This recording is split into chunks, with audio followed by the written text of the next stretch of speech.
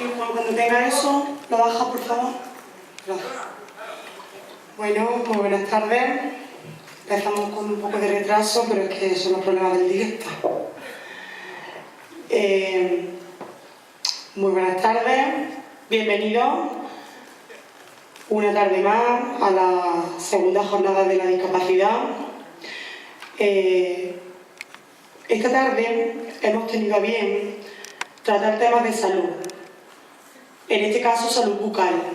Por eso está con nosotros Eduardo Marto, un joven profesional mengibareño, director de la clínica que lleva su nombre, licenciado en odontología por la Universidad Alfonso X el Sabio de Madrid, especialista en cirugía e implantología por el Hospital de Estomatología de Santa Clara de Cuba.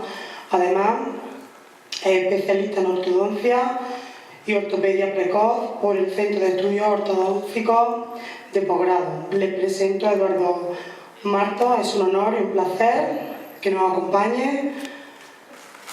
Muchas gracias, Eduardo. Y cuando estés.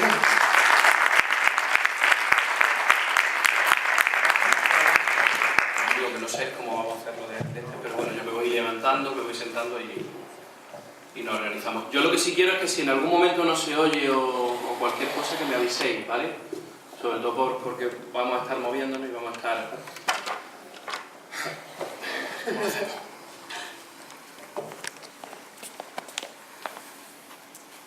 Mira, ya. Es un buen momento. Un buen momento, sí.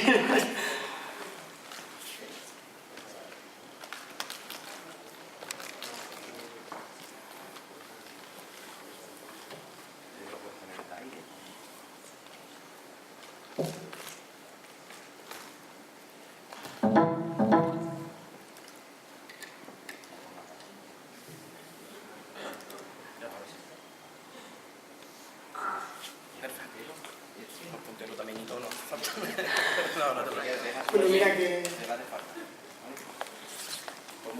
¿Quieres un micrófono inalámbrico de mano o no? Pues si tiene un inalámbrico. De los problemas que podemos tener en boca y bueno, integrándolo dentro de esta semana que habéis preparado y que a nivel internacional existe, todo lo que conlleva la unión de la odontología y la discapacidad. En general voy a hablar de todos los problemas que pueden acontecer en una boca, de todos los problemas que los odontólogos curamos, que sabemos curar y que en definitiva podemos tratar. Me subo y ya le doy. Que podemos tratar. Entonces vamos a hablar siempre de 4 patologías graves.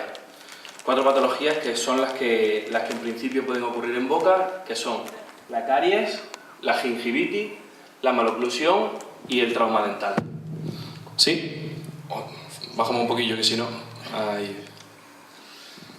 Entonces, en cuanto a la caries, vamos a hablar de la unión... Bueno, vamos a hablar de cómo la caries va penetrando dentro del diente. La caries está provocada por bacterias. Yo siempre a los niños, sobre todo, les digo que está causado por bichitos, porque no dejan de ser otra cosa que eso. Son bichos que existen normalmente en nuestra boca, que existen en la saliva, que existen en la placa dental, que se van quedando en la superficie del diente y que al reunirse en colonias comen hidratos de carbono, es decir, toman azúcares y segregan ácidos. Esos ácidos son los que van degradando el diente y los que van haciendo el agujero en el diente. Dependiendo de si llegan a mayor o menor profundidad, son caries simples, caries complejas o directamente, como en aquel último caso, la pulpa se infecta, es decir, llega al nervio y requiere o hacer una endodoncia, es decir, quitar el nervio o directamente quitar el diente. La caries está provocada por la unión de 4 conceptos. Siempre se ha dicho que eran 3, que era el diente, es decir, el tipo de diente que tenemos, si el diente es más blando, si el diente es más poroso, las bacterias, si las bacterias son más virulentas o son menos virulentas, y la dieta, ¿vale? Lo típico de comer más chuches, comer menos, o más chocolate, menos. Hace pocos años se incluyó el concepto del tiempo dentro de esa gráfica, porque depende muchísimo del tiempo que pase desde la ingesta de esos hidratos de carbono hasta que aparece la caries. Entonces ese tiempo es el que vamos a tratar siempre de acortar con el cepillado inmediato después de la ingesta de esos alimentos.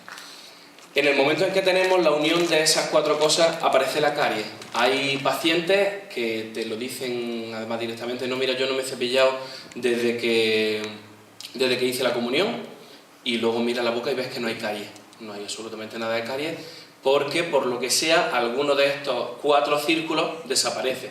Normalmente en ese caso es o porque tienen unos dientes impresionantes, o porque directamente las bacterias que tienen en boca son muy básicas o son muy pequeñas, o directamente no son bacterias violentas. Vamos a hablar también, en segundo lugar, dentro de las enfermedades de la boca, de las enfermedades de la encía. Vamos a hablar de la gingivitis como inflamación de encía, es decir, en el momento en el que esa placa dental, que es el sarro endurecido, se queda en la superficie del diente, la encía, al notarla como algo raro, se empieza a inflamar, se empieza a poner roja, y es cuando sangra.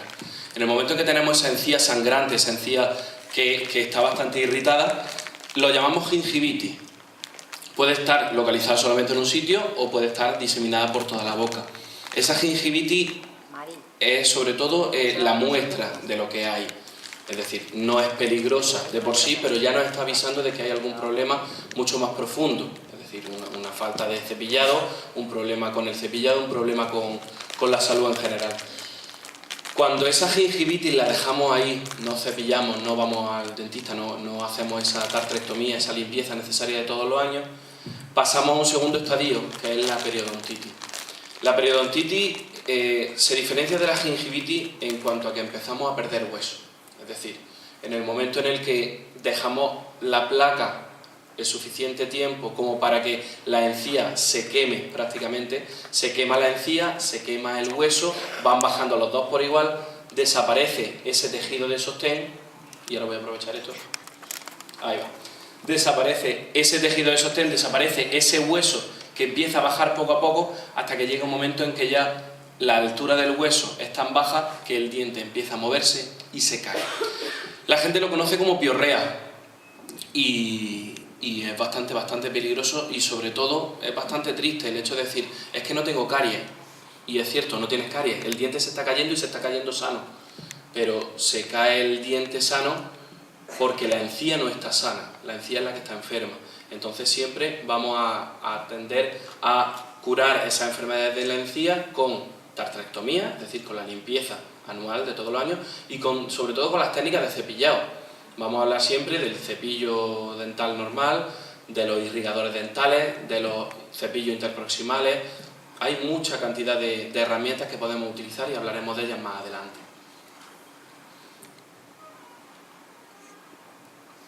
En tercer lugar, vamos a hablar de las maloclusiones como patología dental. Las maloclusiones, todo el mundo sabe más o menos en lo que consiste, pero hay muchos tipos, ¿vale? A mí me gusta esta clasificación dividiéndola solamente en 5, teniendo las dos primeras por un lado, ¿vale? Que son patología de clase 2 y clase 3. La clase 3 es cuando, maloclusión es en general cuando o los dientes están mal constituidos unos con los otros, o las bases del hueso, es decir, lo que es la base ósea completa, está o mucho más atrás o mucho más adelante de lo que debería estar. La clase 3 tenemos la mandíbula mucho más grande que el maxilar, o más adelantada, y la clase 2 lo tenemos atrasada o mucho más pequeña. Luego tenemos otras 3 asimetrías, o sea, otras 3 patologías de maloclusión, que son la mordida abierta, que casi siempre está provocada por tener más tiempo de la cuenta el chupete, por la succión del dedo o por algunos otros hábitos. La asimetría, que muchas veces, casi siempre es de nacimiento, aunque algunas veces se fuerza por la posición del niño en la cuna. Entonces, lo que se está recomendando, y estamos hablando ya de nuevas escuelas, es que el niño vaya variando de a derecha a izquierda, porque el niño en la cuna siempre o casi siempre va a mirar a la madre. Entonces vamos a tender a ir cambiando la posición de la cuna para que unas veces esté apoyado sobre el lado derecho y otras veces sobre el lado izquierdo, para que así esas asimetrías no existan.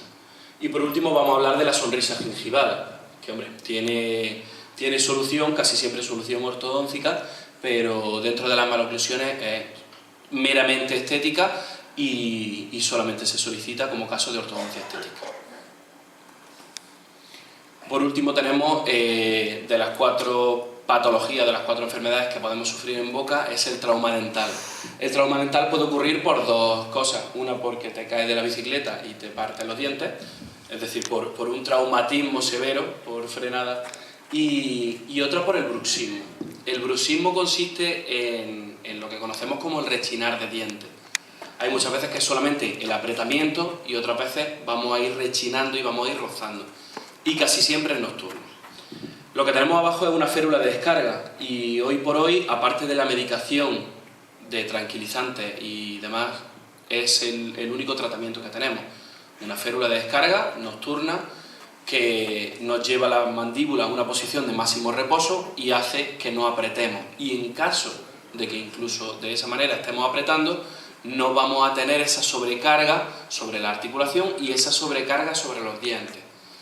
Al apretar los dientes vamos siempre a ir desgastando el cemento, es decir, la parte de la raíz del diente se va a ir desgastando y vamos a crear una patología que, aunque da la sensación de que lo único que nos crea es tensión en el cuello, tensión en la espalda, dolor en la cabeza, también estamos desgastando el diente y estamos creando nuevos tejidos que no deberían estar ahí. Es decir, el bruxismo es también, dentro del trauma dental, importantísimo dentro de la odontología. Una vez que hemos resumido esos cuatro puntos, ¿vale? Lo que es la caries, la periodontitis o la gingivitis, los problemas de encías, las maloclusiones y el trauma dental, vamos a hablar de cómo entramos dentro de la discapacidad, es decir, de cómo los dentistas vamos a actuar directamente sobre algunas de las enfermedades, algunas de las discapacidades o algunos de los tratamientos que se están haciendo médicos para poder resolver los problemas más básicos de salud oral. Voy a hablar principalmente de 4 patologías importantes: del síndrome de Down, de la parálisis cerebral, del autismo y de la discapacidad cognitiva.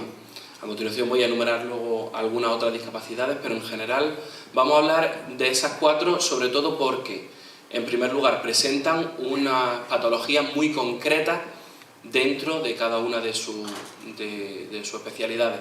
Presentan unas patologías muy concretas, presentan una conducta en la clínica muy concreta también, y el tratamiento que se va a desarrollar casi siempre está comprometido y es bastante complicado de llevar a cabo, pero siempre que se lleva a cabo mejora la calidad de vida muchísimo.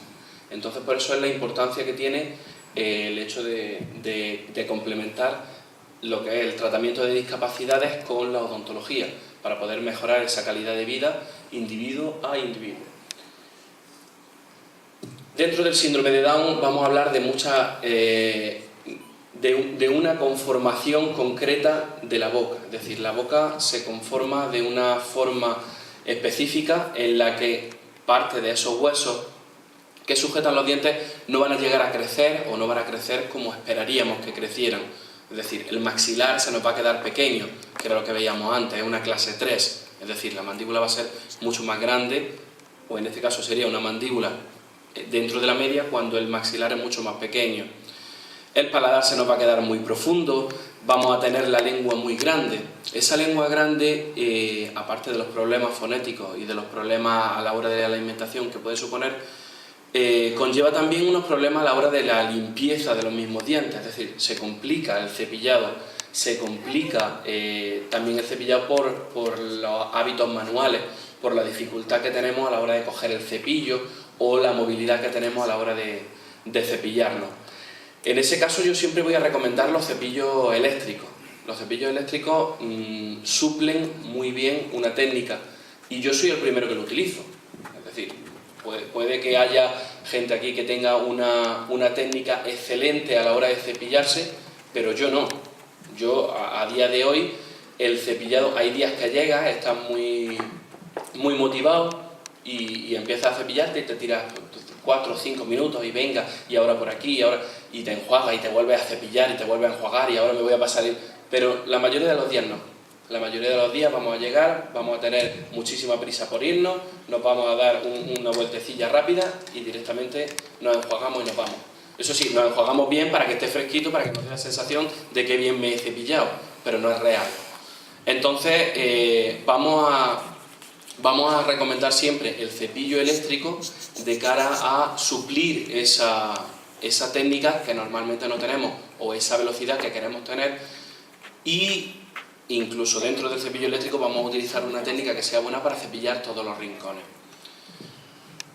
Siguiendo dentro del síndrome de Down, vamos a hablar de la maloclusión dentaria, es decir, lo que es los dientes no van a cerrar en clase 1, es decir, el maxilar no va a cerrar sobre la mandíbula, vamos a tener patologías muy concretas, los dientes no van a tener la forma que esperamos que tenga, la cronología de erupción, es decir, el orden en el que van a salir los dientes, el paso de los dientes de leche a los dientes permanentes, no va a ser como esperamos que sea y como dicen los libros que sea.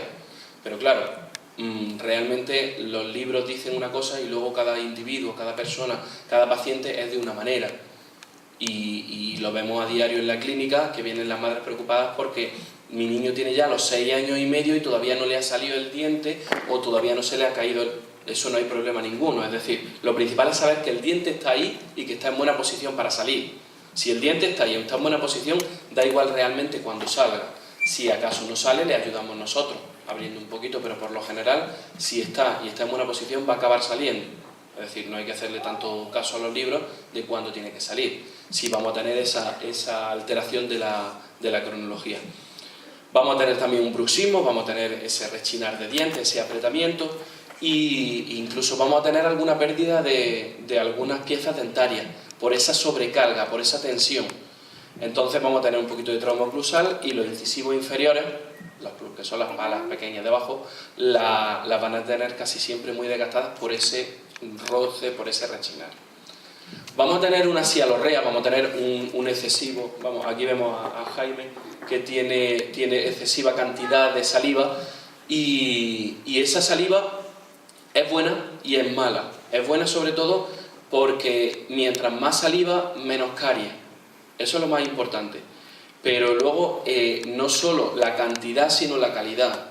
Dentro del síndrome de Down existe una tipología en la que nos encontramos una saliva muy básica. Esa saliva muy básica, voy a resumir un poquito. La idea es que la saliva puede tener un pH, ¿vale? Puede tener una acidez. Si la saliva es muy ácida, vamos a tener mucha caries.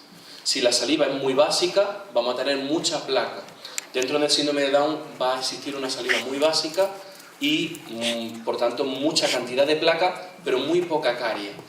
Entonces, lo principal que tenemos que hacer ahí es luchar contra las enfermedades de la encía, luchar con ese cepillado y esa limpieza profunda, sabiendo que no vamos a tener tantos problemas con la carie. ¿Qué voy a comprar? Vamos a hablar de la parálisis cerebral y también de lo que es la tipología de la boca que solemos encontrarnos. Dentro de la parálisis cerebral vamos a hablar de los maxilares, de cómo están ordenados los maxilares, que casi siempre están en forma de V, muy estrechos, con una oclusión que no es balanceada, porque casi siempre o masticamos con uno de los laterales o directamente no hay masticación. Hay mordida abierta por succión del dedo o succión de objetos y una mordida muy profunda. Es decir, no solo engrana la superior sobre la inferior, sino que la inferior se mete prácticamente dentro, ¿vale? Y solamente se ven los incisivos superiores. Dentro de los dientes vamos a tener hipoplasia, vamos a tener falta de algunos de los tejidos dentarios, con lo cual hay dientes con cambio de coloración, hay dientes mucho más sensibles a la hora de tomar alimentos. Vamos a tener anodoncia, es decir, vamos a tener falta de algunos de los dientes. En principio tenemos que tener nuestros 8, 8, 8 y 8, y en este caso hay veces que no llegamos ni siquiera a los 5 o no tenemos el recambio dentario de temporales a permanentes. Vamos a tener una abrasión de las coronas, al igual que teníamos en el síndrome de Down, una abrasión de las coronas dentarias por bruxismo, por rechinamiento, y un rechinamiento que, como muchas de las veces, ni siquiera es doloroso, porque el rechinar, el apretamiento, es más fuerte que ese mismo dolor que reciben. Tienen exposición de dentina, Es decir, van desgastando el diente hasta que llega un momento en que llegan al nervio. Son piezas muy dolorosas y hay muchas veces que el único remedio que nos queda es la extracción. Tenemos hipercementosis por lo mismo, por el mismo rechinar, esa creación de nuevos tejidos que no deberían estar ahí, y tenemos fracturas dentarias con las cuales hay que estar muy pendientes también, porque en cualquier momento pueden haber fracturado algún diente y ni siquiera somos conscientes de que lo han fracturado. Dentro de los tejidos blandos vamos a tener una gingivitis por medicamentos. Los medicamentos, los anticonvulsivos, crean una inflamación gingival que no es real, ¿vale? Pero que realmente está ahí, que no es problemática, que no sangra, que no duele, pero sí conlleva el hecho de tener más cantidad de retención de alimentos y de retención de placa. Vamos a tener luego algunas patologías básicas también dentro de la parálisis cerebral a la hora de la respuesta de los tejidos, como son por ejemplo los labios hipotónicos, es decir, los labios que prácticamente no tienen movilidad, la lengua también muy poco móvil, por lo tanto no hay una autolimpieza con la misma saliva, alimentación dificultosa, algunas veces alimentación parenteral y algunos movimientos masticatorios que no son funcionales y con los cuales también tenemos que tener mucho cuidado por ese desgaste que hay veces que provocan.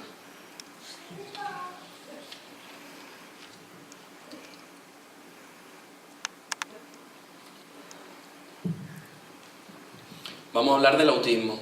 El autismo, o sea, no quiero tampoco entretenerme en definiciones, principalmente porque no veo lógico explicaros lo que son las enfermedades, sobre todo porque la gran mayoría sabéis bastante más que yo de este tema, y sobre todo aquellos padres que tenéis algún hijo con alguna patología, con alguna discapacidad, nadie os va a explicar, nadie os va a decir nada que no sepáis ya sobre esa enfermedad, pero todo lo que podamos ayudar en cuanto al conocimiento global, en cuanto al conocimiento social, nos viene muy bien por entender sobre todo esas discapacidades. Dentro del autismo nos vamos a encontrar con que no hay una patología clara, es decir, no hay una diferencia radical como puede ser en otras patologías. O sea, en cuanto a las características bucales, van a ser exactamente iguales que cualquier otro paciente. Lo único es que, al igual que en la categoría anterior, nos vamos a encontrar con fármacos anticonvulsivantes. Esos fármacos también van a inflamar esa encía y van a hacer que sea más difícil el cepillado. Lo que sí nos vamos a encontrar es con un comportamiento, un lenguaje y una socialización distintos. Ese comportamiento sí conlleva un pequeño cambio, que es la reacción en la consulta o la reacción ante el dentista, al igual que la limpieza y la higiene en casa. Vamos a tener una higiene deficitaria, y esa higiene deficitaria unida a la gingivitis por la medicación va a llevar a una gingivitis que esa sí es real, en la que sí aparece un sangrado y sí hay que tener mucho cuidado. Infartos, porque vemos problemas importantes solamente porque tengo una muela picada o porque tengo un raigón que hace muchos años que no me lo he tocado. Bueno, a mí no me está molestando, bueno, a mí no me duele, ahí lo tengo. Eso mientras antes lo quitemos mejor, y ya digo, tenemos atención primaria, es decir, tenemos centros de salud donde directamente vamos, ambulatorios donde podemos sacarnos las piezas dentales que estén mal, y en las consultas dentales normales lo tenemos a diario. Dentro de la prevención vamos a hablar principalmente de 6 puntos. La higiene es el cepillado. Y el cepillado como tal es una cosa que todo el mundo sabe hacer, pero nadie sabe hacer. A nadie se lo han explicado en la escuela, a nadie se lo han explicado en casa. Más o menos sabemos que hay que cepillar en círculos y hay que darse muy fuerte hasta que sangre las encías. Pero no es tan así. Yo siempre explico el cepillado de una forma muy sencilla. Cada diente es un dado y hay que cepillar el dado en todas sus caras. Entonces hay que cepillar siempre por fuera, por dentro, la cara de masticar y atrás del todo. Diente por diente, utilizando también otras herramientas, pero sobre todo haciéndolo siempre desde la encía hasta el diente, ¿vale? Vamos a cepillar siempre desde la encía hasta el diente, porque los puntos más importantes de cepillado y los puntos más importantes donde más cantidad de placa se queda es entre diente y diente y entre el diente y la encía. Justo en esos puntos donde más placa y donde más caries va a aparecer. Si cepillamos solamente el círculo, como solemos hacerlo, vamos a cepillar muy bien las caras lisas, las caras donde nunca pasa nada, pero entre diente y diente no va a llegar el cepillo. Entonces ahí vamos a utilizar otras herramientas como es el hilo dental, como son los cepillos interproximales, que son esos cepillitos pequeñitos que hay en la farmacia, bien baraticos, y en el Mercadona, más baraticos todavía. Y vamos a utilizar también los irrigadores dentales, como por ejemplo el Waterpik, que es un sistema de propulsión de agua que nos ayuda mucho en la limpieza.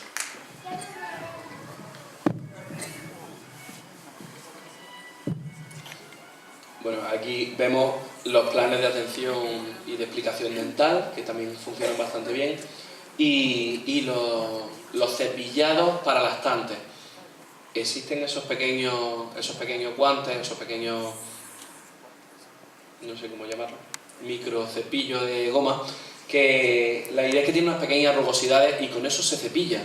En caso de que no lo utilicemos, es importante utilizar como mínimo una gasa. Es decir, después de dar la leche materna, se pasa una gasa. Pero es que no hay dientes, aunque no haya dientes, como no hay una succión buena y no se traga bien, es importante quitar esa leche de boca. Más todavía cuando ya hay dientes, cuando los niños tienen 1 año, 2 años, 3 años y todavía no se cepillan. Se pueden empezar ya a cepillar, pero tienen que hacer siempre lo que ven en casa. Es decir, si los padres no cepillan, los hijos tampoco cepillan. Vamos a hablar de la dieta. La dieta es frutas, verduras, cuidado con los hidratos de carbono y, hombre, en general cuidado con la grasa, sobre todo de cara al colesterol, pero sobre todo para la boca, huir de los hidratos de carbono complejos, como son los azúcares complejos, y los hidratos de carbono simples, como son las galletas, el pan y demás. No pasa nada por comer gominolas, no pasa nada por comer chuches y no pasa nada por comer caramelos. No pasa nada, siempre y cuando haya un buen cepillado. Si no va a haber un buen cepillado es cuando sí huimos de esa gominola o de esos tipos de alimentos. Sobre todo porque ahí es donde va incrustado el tiempo, como hemos visto al principio. Es decir, si no hay un cepillado posterior, no hay un cepillado inmediato, esos alimentos van a permanecer en boca y van a estar ahí alimentando a esa caries que está segregando ese ácido y que está agujereando los dientes. Y lo dejamos ahí. Entonces siempre dentro de la dieta procurar tomar alimentos menos cariogénicos y sobre todo por la noche. Vamos a hablar de los fluoruros. Los fluoruros es el flúor. El flúor es el único material que es capaz de endurecer el diente. Y lo endurece, y además de verdad. En las caries más incipientes, en las caries que están empezando, yo a los niños siempre les pongo un poquito de flúor para que esa caries no vaya avanzando, para que esa caries se quede estacionada y se quede donde está. Cuando la caries ya ha hecho el agujero, ya no hay vuelta atrás, ya hay que hacer el empaste. Pero antes de eso, que siempre vemos esos surcos oscuros, ese es el momento de poder poner ese flúor tópico. Luego, aparte, damos el baño de flúor cada 6 meses, sobre todo para proteger en forma general, no solo los puntos donde sí hay caries o donde está a punto de empezar la caries, sino en general fortalecer toda la superficie de los dientes. La clorexidina, sobre todo en casos de discapacidades, la clorexidina es un antiséptico muy bueno. La clorexidina es exactamente igual que el yodo, por entendernos, lo mismo que el yodo lo vemos en las operaciones que se utiliza para desinfectar la zona. En boca utilizamos siempre la clorexidina. Y en las operaciones grandes utilizamos el yodo sobre todo porque se ve, porque la clorexidina es transparente y no se ve, y no sabemos dónde le hemos dado y no. Pero en boca siempre utilizamos clorexidina porque es un antiséptico muy bueno. En casos de grandes cantidades de caries, de grandes cantidades de placas, de limpiezas comprometidas, de que el cepillado no sea muy bueno, siempre vamos a utilizar todas las herramientas de las que tengamos a mano, y la clorexidina es uno de ellos. He puesto esta marca, aunque especialmente no me dan igual las marcas una que otra, pero por ejemplo en este caso vemos que sí hay muchos tipos. Tenemos ahí enjuagues, tenemos gel, tenemos spray, tenemos pasta de dientes con altas cantidades de clorexidina y que sí van a ayudar a hacer que ese cepillado sea un cepillado bueno. Vamos a hablar de los selladores. Los selladores solamente se pueden poner desde que sale el diente hasta que pasan 4 meses desde esa salida. Es decir, Si el diente sale con 6 años, desde el día que sale hasta que pasan 4 meses, se pueden sellar los dientes. Más allá no. Más allá, todo lo que hagamos va a ser una pérdida de tiempo, además de un gran riesgo. Porque a partir de esos 4 meses, o sea, lo que hacemos en los selladores es esas surcos, esas fisuras que hay naturales en el diente, que son muy profundas y que es muy fácil que si no hay un cepillado excelente aparezca caries. Lo que hacemos es sellarla, es rellenarla con una pasta para que esos surcos no sean tan profundos y con un cepillado mucho más suave podamos limpiarlo. Pero claro, si nos esperamos más allá de esos 4 meses, ya empiezan a estar las primeras bacterias sobre el surco. Si ya tenemos bacterias sobre ese surco y encima lo tapamos con un sellador, debajo del sellador las bacterias montan una fiesta y encima no las vemos, que es el gran problema, que nos encontramos un sellador totalmente perforado por debajo y es por eso, porque se ha puesto el sellador en un mal momento. Entonces siempre vamos a tender a poner esos selladores durante los 4 primeros meses. ¿Qué dientes se sellan? Se sellan las muelas. Se sellan las muelas de los 6 años, se sellan las muelas de los 12 años. Que entre medias queremos sellar también los premolares porque tengan los surcos muy profundos, se puede hacer, pero no es tampoco tan importante porque en ese caso los surcos no son tan profundos y no hay tanto peligro de caries.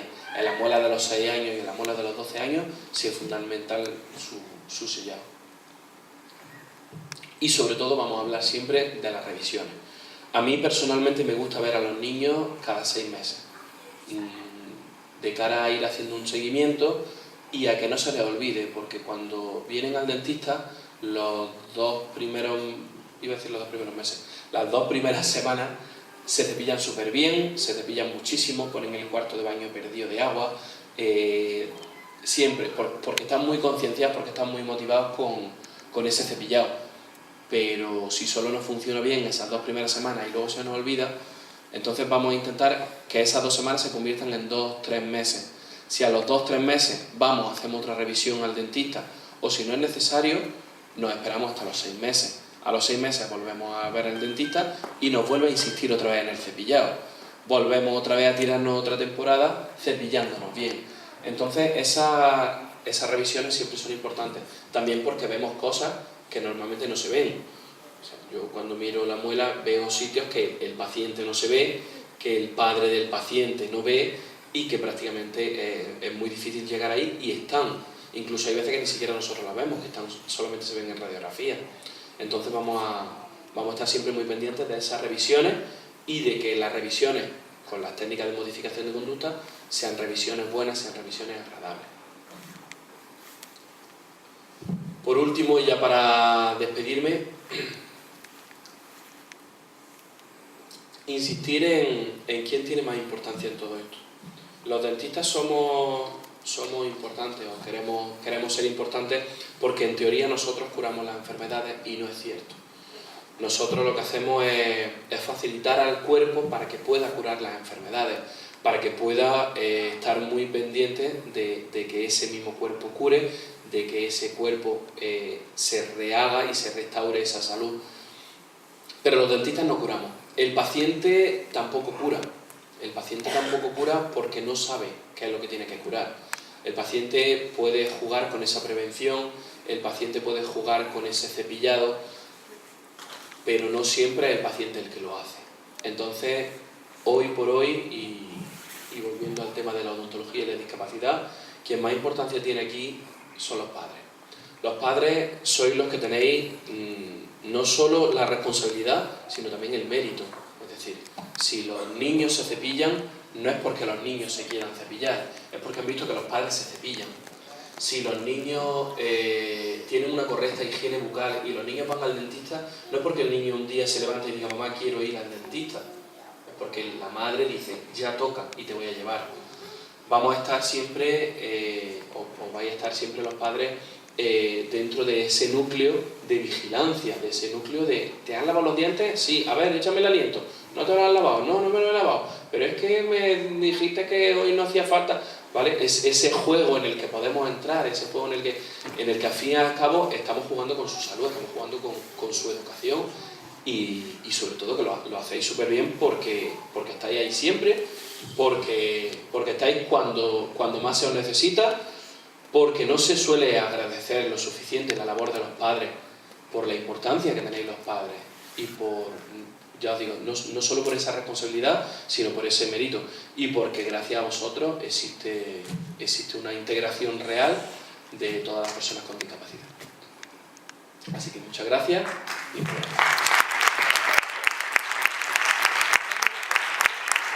Tener una educación en casa y un hábito.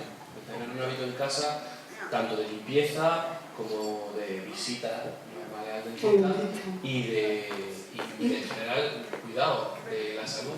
Y yo siempre digo lo mismo a los niños se ríen. Yo tengo mis frasecillas de dentista que siempre jugamos con eso.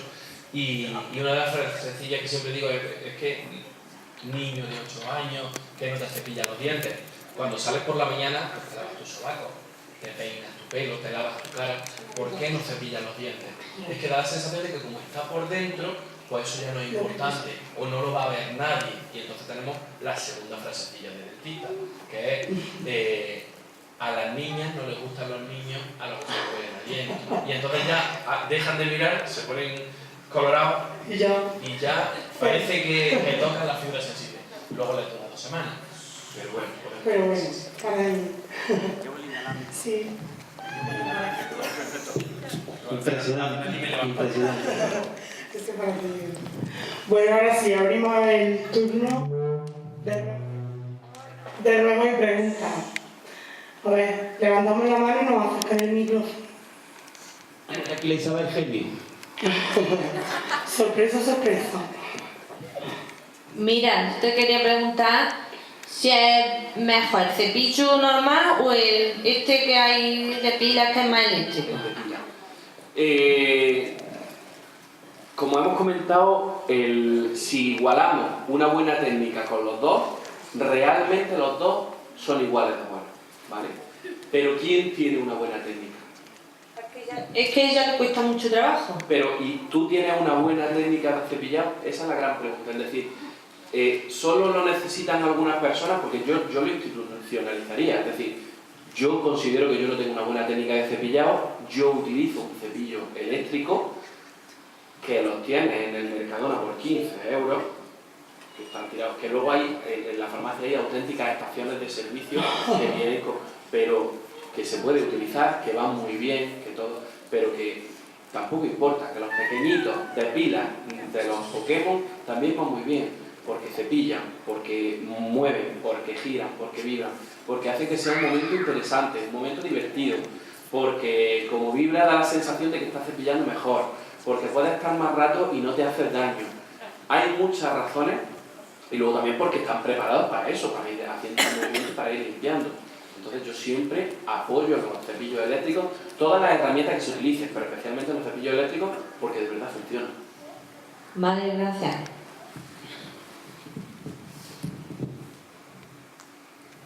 ¿Alguien más? Una preguntilla más para Eduardo. Antonio, ¿tú quieres decir algo? Antonio Cárdenas. ¿Os ha quedado todo su Luis, tú? una Venga. de la ordenanza?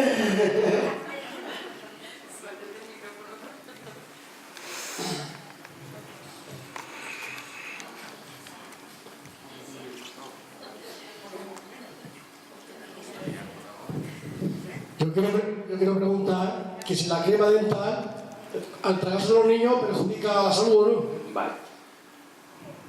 Hombre, depende también de las cantidades de las que estamos hablando. Pero no, en general la pasta dental lo único que lleva es detergente. ¿Vale? Por entendernos. No hay una pasta dental mala. Nadie dice, voy a fabricar una pasta dental que no valga para nada. Pero hay pastas dentales que no valen para nada. ¿Vale? Yo no voy a decir marcas porque a mí no me patrocina nadie, pero yo siempre recomiendo que la pasta dental la compréis en la farmacia, porque en la farmacia hay buenas marcas y son productos específicos para dientes. Las pastas que podamos comprar en cualquier tienda de los chinos, con todo el respeto de los chinos, pero siempre van a llevar un 90% de detergente y el otro de mentol. Entonces, realmente la pasta dental, mala como mala no es. Se puede ingerir sin problema ninguno y lo único que lleva es un poquito de detergente, que a lo mejor si ingieres mucha cantidad sienta un poco mal el estómago, pero por lo general no tiene por qué haber problema ninguno, sobre todo porque estamos hablando de cantidades de cepillado, es decir, una cantidad muy pequeña.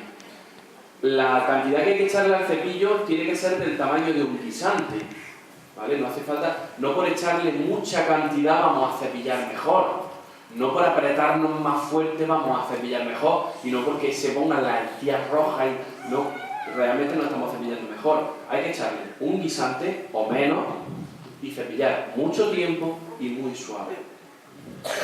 Aunque traigan un poquito de detergente, en este caso de pasta de dientes, no pasa absolutamente nada.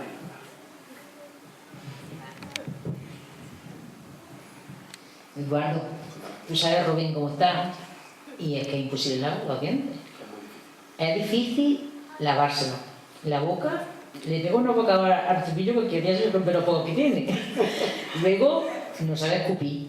Lo que le echa se lo tragan. Yo muchas veces digo, madre mía, que den bien todos los dientes, que tenga, vamos, piorrea se hace falta, porque ahora que cómo hago yo eso, pues es que es imposible. Además, ya te comenté lo que estoy pendiente de hacerle, que es sacárselo tú. Sacárselo todo. Hay muchos casos en los que no nos queda más remedio, ¿vale? Sobre todo, hombre, en el caso de Rubén, realmente los dientes no sé hasta qué punto los necesita. Estéticamente está mejor, pero realmente no los utiliza. Entonces hay muchos casos en los que, sí son necesarios, siempre hay herramientas para poder limpiarlo. Tenemos, como comentaba antes, la clorexidina, pero claro, tampoco puedes empacharlo de clorexidina todos los días por lo que has comentado, porque no escupe. El cepillado puede ser muy bueno, pero luego como enjuaga. Tampoco puede estar todos los días tragando cantidades extremas de pasta de dientes, de enjuague, con o sin alcohol, es que realmente no hay necesidad. Entonces, hay ahora también para algunos casos concretos, hay chicles, hay unas gomas que se mastican, que solamente ir metiendo la goma entre diente y diente y por lo menos gran parte quita. En el caso concreto de Rubén, tenemos eso, tenemos el caso de que no utiliza los dientes y de que con anestesia general, si los eliminaran todos, aunque va a pasar un par de días, estamos hablando de que le han quitado los dientes y molesta, pero a partir de esos 2 o 3 días le van a desaparecer todo tipo de dolencias. Es decir, ahora mismo los dientes para lo único que les sirven es para que duelen. Y duele, y las muelas duelen, y cuando una muela está partida duele, y cuando el nervio está al aire duele. Entonces siempre vamos a intentar aliviar, siempre vamos a intentar prevenir en los casos en los que se puede prevenir y variar dentro de los casos en los que sean más extremos y en los que cueste mucho más trabajo en lo que es ese cepillado continuo.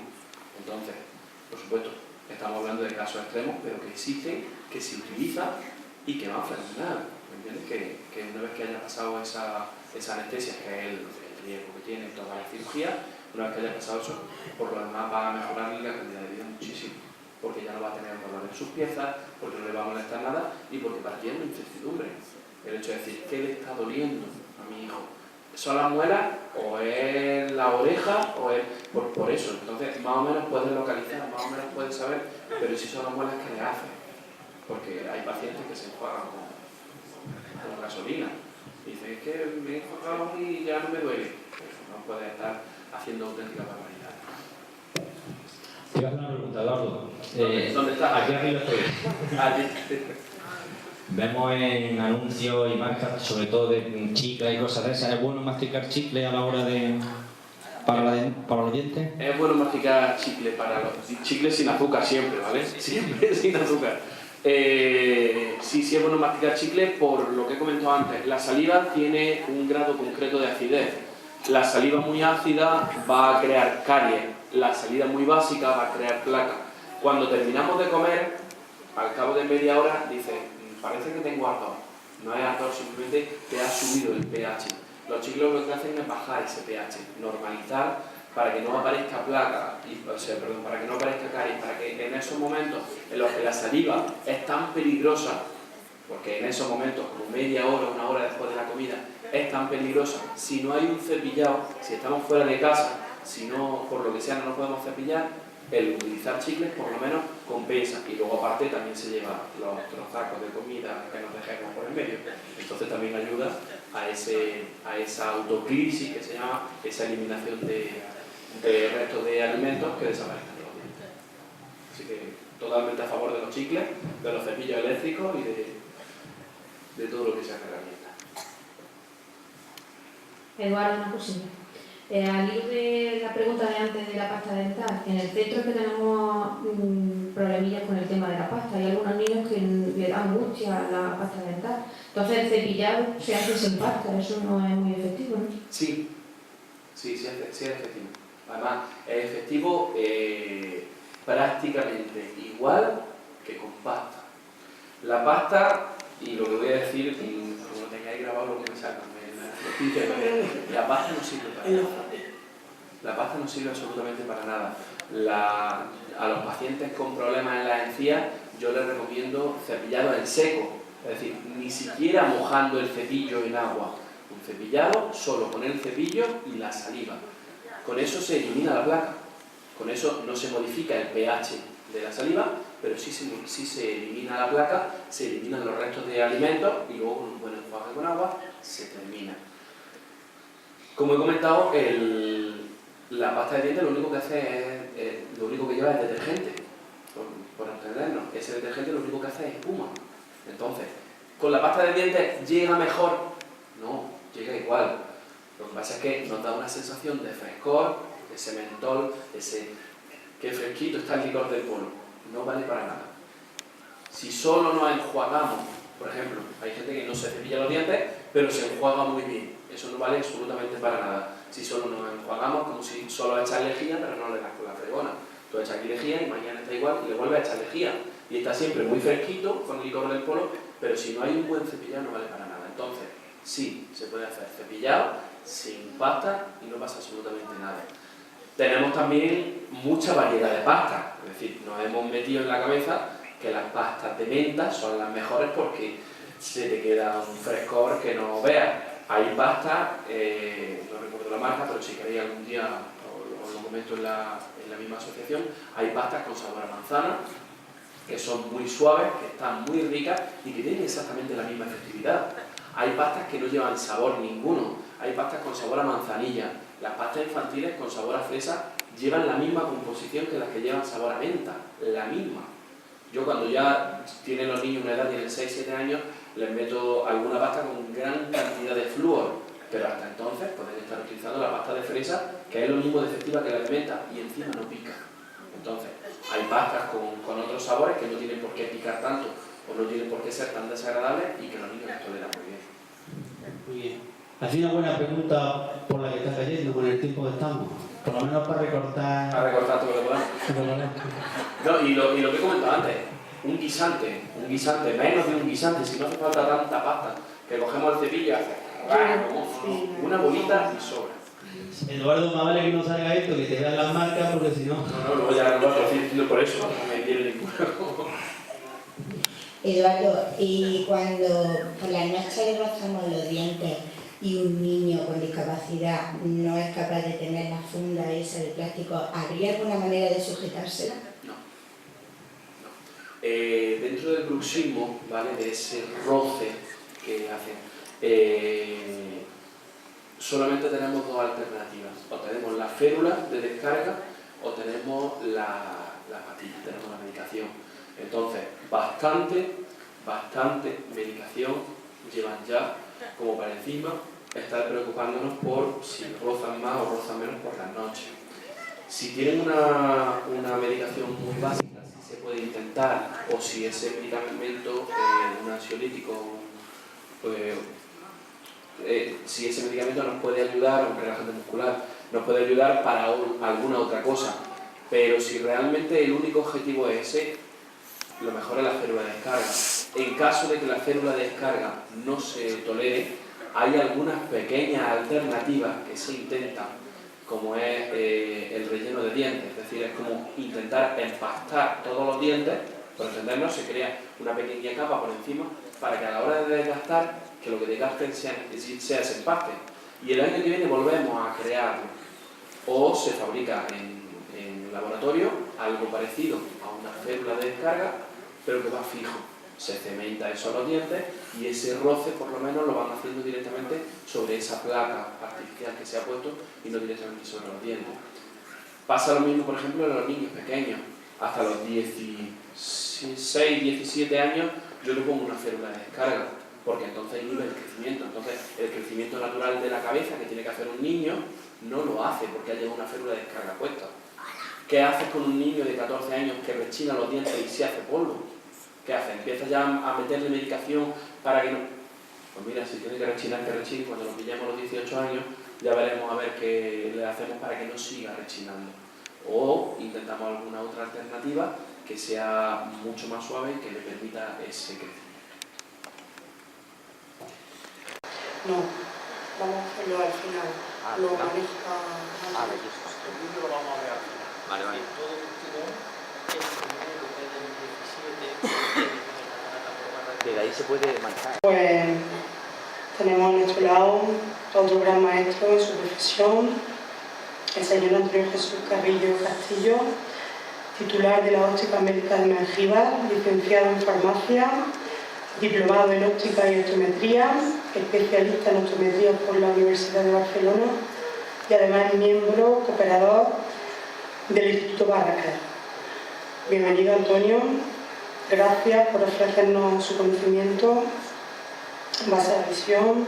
Así que cuando guste comenzamos la exposición sobre discapacidad y visión. Bueno, en primer lugar, gracias a vosotros por invitarme. Yo creo que todo lo que se haga en pro de este fenómeno que es de la discapacidad es bienvenido en el ámbito local, como en este caso en Mengíbar. Yo creo que todo este tipo de iniciativas son, insisto, positivas y lo que hacen es concienciar a la sociedad de la importancia que tiene la discapacidad y a su vez, bajo mi modesta opinión, la discapacidad, no estamos exentos de discapacidad ninguna. Es más, yo creo que todos tenemos muchas lagunas y mucha discapacidad. Yo me voy a centrar en el tema de la discapacidad y la visión. Es una pena porque me he traído un esquema del ojo, porque para comprender las cosas lo primero es conocerlas, es decir, cómo funciona el ojo, cómo funciona la visión, y de esa forma pues podemos entender luego muchas de las cosas que le pasan al ojo. Entonces, estáis demasiado lejos, esto es demasiado pequeño, pero bueno, vamos a intentar apañarnos como podamos para que mis pretensiones son muy sencillas. Es decir, yo lo que quiero es que hoy saquéis algo, es decir, que aprendáis algún concepto sobre el ojo, sobre la visión y sobre todo lo que rodea a la discapacidad visual. En primer lugar, es decir, una cosa que es obvia, que es la discapacidad visual. Es decir, pues eso es muy fácil de entender. Discapacidad significa alteración de la capacidad y alteración de la capacidad visual. Todo aquello que altere la capacidad de la visión, pues engloba lógicamente la discapacidad visual. Entonces, ¿qué importancia tiene la discapacidad visual? La discapacidad visual tiene una importancia tremenda porque el 90% de la información que recibe una persona del medio es a través de la visión. Estamos hablando del 90%, es decir, cuando falla la visión estamos en un problema de relación con el entorno. ¿Cómo se procesa? Es decir, ¿cómo funciona el ojo? En una palabra. Yo no sé si puedo coger esto, ¿no? Sí. ¿Esto funciona o no? Sí, ya. ¿Cómo funciona esto? Ya está. Ya. ¿Ya? Bien.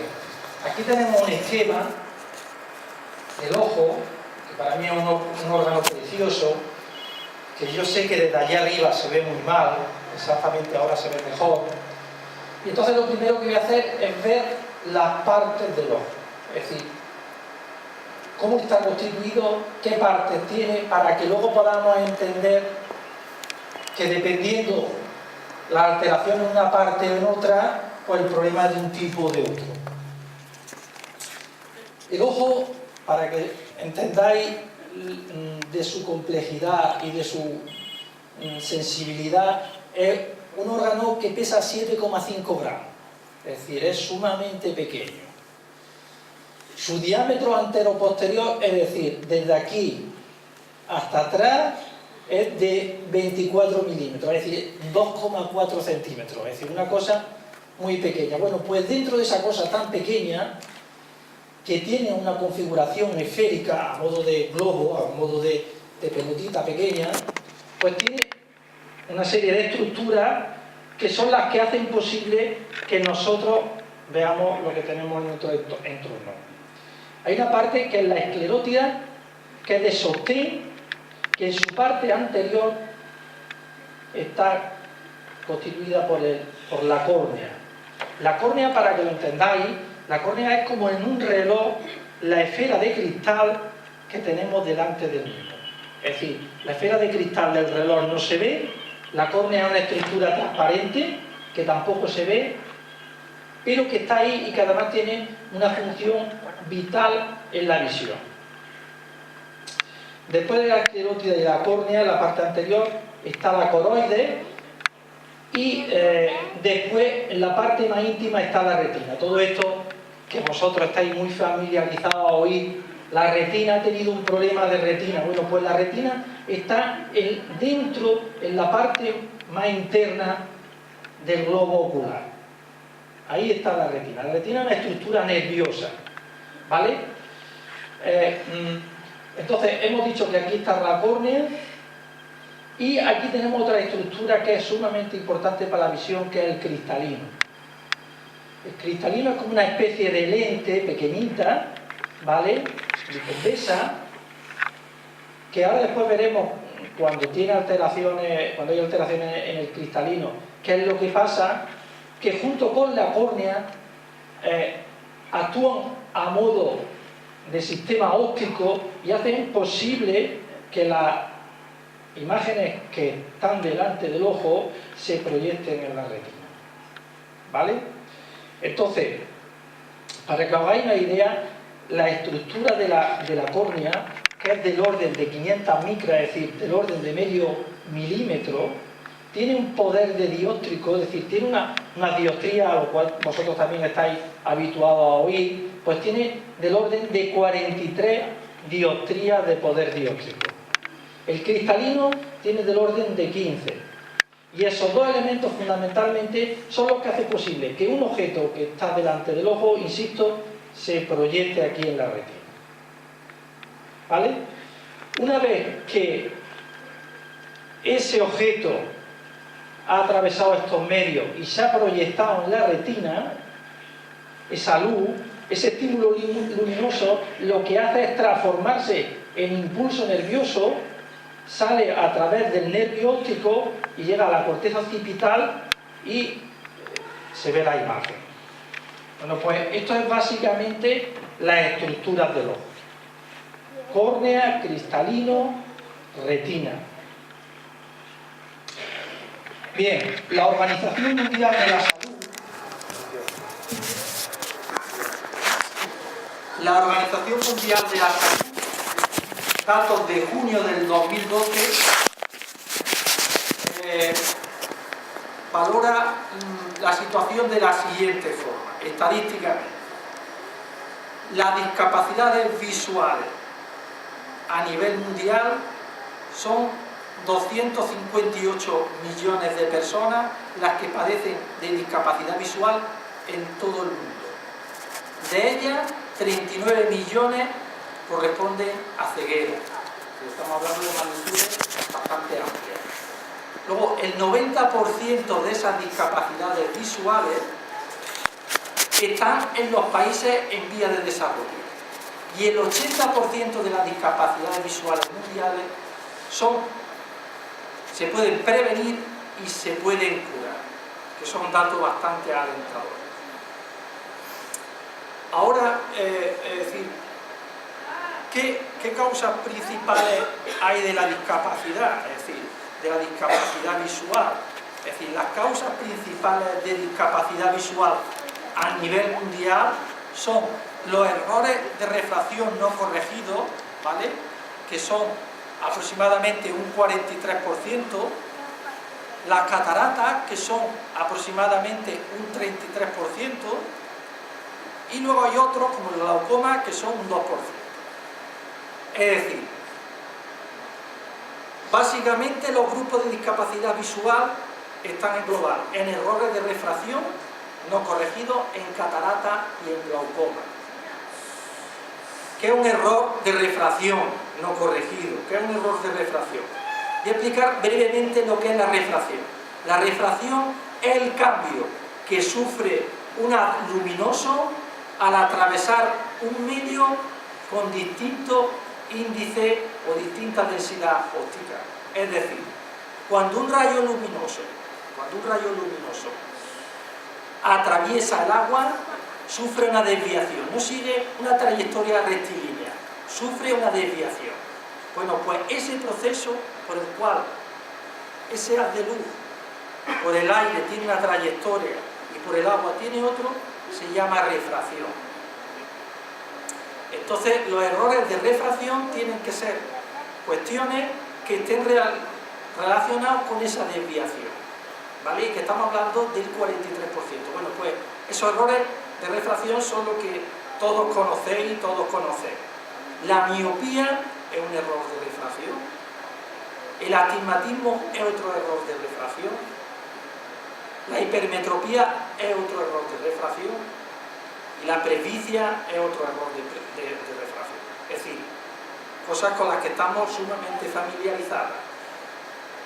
Hemos dicho que el 90% de la discapacidad visual está en los países en vías de desarrollo. Por suerte, para nosotros estamos en este bando en el que los problemas de refracción que suponen, insisto, una discapacidad visual tienen una relativa fácil resolución. ¿Vale? Bien. Si queréis, os puedo explicar brevemente qué es la miopía, qué es el astigmatismo, qué es la hipermetropía y qué es la presbicia, para que entendáis, para que saquéis unos conceptos más o menos claros de cultura general de lo que son estos elementos. Bien, vamos a ver.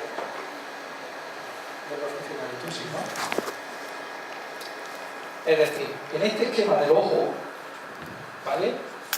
El objeto que está delante del ojo se tiene que proyectar aquí en la retina,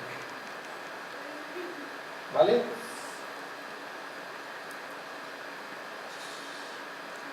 Cuando el objeto que está delante del ojo se proyecta por delante de la retina, es decir, no llega aquí a la retina, sino que lo hace delante, es decir, el arbolito, la pelota que estamos viendo se proyecta aquí, entonces hablamos de miopía, ¿vale? Cuando el objeto se proyecta por detrás de la retina, entonces estamos hablando de hipermetropía. Cuando el objeto se desdobla, por decirlo de alguna forma, y tiene dos focos, es decir, un punto aquí y otro aquí, entonces estamos hablando de astigmatismo. Y luego la presbicia está relacionada con un mecanismo que hay aquí que se llama de acomodación. Para que lo entendáis, el ojo funciona a modo de cámara fotográfica. Es decir, tiene unas lentes, ¿vale?, que lo que hacen, que lo que permiten es proyectar la imagen en la retina. La retina sería lo que antes había en las cámaras fotográficas, que era el carrete para el revelado, y lo que actualmente es la tarjeta donde va impresa, donde se imprime la fotografía. Bueno, pues todos los problemas que estén derivados, es decir, que sean problemas corneales, que sean problemas del cristalino, o que sean problemas de ese equilibrio que tiene que haber en la potencia de estas dos lentes biológicas, pues traerán consigo el que no se vea bien, indudablemente el que aparezca una miopía, el que aparezca una hipermetropía, el que aparezca un astigmatismo, el que aparezca otro tipo de anomalía como puede ser la presbicia. Hay un mecanismo que yo voy a decir rápidamente, que se llama de acomodación, en la cual el cristalino cambia de forma y en función de ese cambio de forma enfoca los objetos a una determinada distancia o de otra determinada distancia en la retina. Bueno, pues eso es básicamente un esquema muy sencillo y muy rápido de cómo funciona el ojo y la estructura del ojo. Aquí hay una imagen muy pequeñita que corresponde al fondo de ojo, que es lo que se ve cuando se mira a través de la parte anterior con un oftalmoscopio, que es esto que se llama fondo de ojo. Se ve la retina, se ve el nervio óptico, se ve la papila y se ve la mácula, que es la zona de máxima visión. Bueno, yo creo que con eso es suficiente, es decir, para sacar una idea más o menos clara de cómo funciona el ojo. Y sí quiero dar un detalle de la complejidad enorme que supone el proceso de la visión. Estamos hablando de que un objeto que tenemos delante del ojo proyecta un estímulo luminoso, es decir, proyecta una luz, porque si nosotros cortamos la luz generalmente se ve muy poquito, es decir, es necesaria, la visión y la luz van aparejadas, van unidas de la mano. Bien, cuando un objeto proyecta una luz, un estímulo luminoso sobre el ojo, ese estímulo luminoso llega a la retina y tiene que transformarse en impulso nervioso. Es decir, ese estímulo luminoso se tiene que transformar en impulso nervioso para poder recorrer todas las vías nerviosas hasta llegar a la corteza occipital y poder integrar las imágenes. Es de suma complejidad porque la dificultad, es decir, la complejidad no es tanto en la parte óptica, en la parte del cristalino de la córnea, que está sumamente conocido y que funciona de una forma más o menos sencilla, pero el problema surge en las discapacidades, en las patologías, cuando la lesión está a nivel de la retina, es decir, la lesión está a nivel nervioso. ¿Por qué? Porque el sistema nervioso tiene tal grado de conexiones, es decir, tiene una complejidad en la transmisión de esa información nerviosa, que hace que nos sintamos muy pequeños en la actualidad desde el punto de vista científico al abordar procesos como la visión u otro tipo de procesos. Es decir, la complejidad de la visión no está tanto en las estructuras oculares del ojo, el ojo en sí, sino en el proceso nervioso, en el estímulo nervioso de la retina y en el transporte, de cómo se transporta esa información hasta el cerebro. Es decir, tal es así que yo cuando empecé a estudiar en Barcelona en el año 90, 88, se estaban haciendo ya cosas sobre el trasplante de retina y 20 y tantos años después se sigue trabajando, pero todavía no se ha llevado a cabo ningún trasplante de retina. Es decir, insisto que la complejidad está en la fase nerviosa de la visión. Ahí donde está, y esa fase nerviosa de la visión, cuando da problemas, cuando se produce el problema, es difícil de abordar, por no decir casi imposible.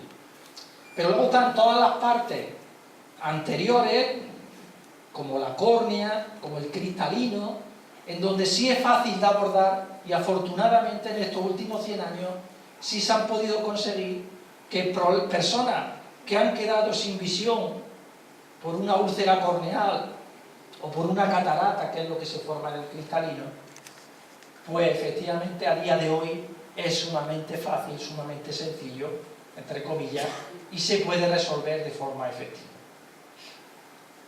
Entonces, como hemos dicho, que el 43% de las discapacidades visuales a nivel mundial son debidas a errores de refracción no corregidos, ya hemos dicho que está la miopía, que está la hipermetropía, que está el astigmatismo y que está la presbicia. El 33% son cataratas. La catarata no es ni más ni menos que una opacidad del cristalino, de esta lente que tiene potencia dióptrica de 15 dioptrías y que es transparente, que tiene que estar transparente. Tanto la córnea como el cristalino tiene que estar transparente. Cuando aparece una opacidad en el cristalino, en esta lentejuela, ¿vale? Hablamos de catarata. Bien, Ahora después vamos a ver una operación de catarata en 1917 y después vamos a ver otra de hace 3 o 4 años. Y vamos a ver cómo ha variado el asunto y cómo se resuelve el asunto. Catarata hay de muchos tipos, ¿vale? Es decir, las causas de la catarata pueden ser diversas. Yo voy a esbozar rápidamente varias cataratas, porque insisto que realmente a mí lo que me gustaría que quedara claro son los conceptos básicos de cristalino, de córnea, de cómo se ve, de cómo se proyecta la imagen en la retina y luego ver estas dos operaciones que son realmente interesantes. En función del momento en el que aparece la catarata, hay una catarata que se llama la catarata congénita, que es una catarata, como su propio nombre indica, es decir, aparece desde aquella catarata que está comprendida desde el nacimiento hasta los 3 meses de vida. Las cataratas congénitas pueden tener etiología, pueden tener causas diversas, pero hay varias que a mí me gustaría tocar para que nos concienciemos de la importancia que tienen aquellas cosas que podemos hacer y que podemos evitar. Una de las causas de la catarata congénita es la catarata por exposición a radiación. Es decir, las madres que estén embarazadas tienen que tener mucho cuidado con la radiación. Es decir, exposición a la radiación X, en general, toda exposición en ese periodo embrionario puede acarrear que luego el niño nazca una catarata. La ingesta de fármacos, que también es conocida por todo el mundo, es decir, que determinados fármacos pueden favorecer o facilitar la formación de catarata. Y luego está la enfermedad infecciosa o metabólica materna. Y aquí voy a hablar de la catarata provocada por una infección vírica que es la rubeola. Cuando la infección vírica se produce de la rubeola, se produce en el primer trimestre del embarazo, aparece un síndrome que se llama de Greve en el feto, que cursa con catarata, con sordera y con alteraciones cardíacas. En cualquier caso de enfermedad vírica, ¿vale?, infecciosa, que hace que aparezca una catarata. La catarata congénita también puede ser debido a un trastorno metabólico, por ejemplo, madre diabética. Esto hace que también pueda aparecer catarata. Y luego, pues básicamente pueden haber de otro tipo vírico, varicela, viruela, pero en fin, es decir, básicamente cataratas congénitas. Y luego voy a dar un salto a la catarata senil. La catarata senil es una catarata de la persona adulta, ¿vale?, que es un proceso de envejecimiento. Ahí no se puede hablar de patología, ahí se puede hablar simplemente y llanamente de envejecimiento, que hace que aparezca esa opacidad por diversas cuestiones y que indudablemente hacen que aparezca la catarata.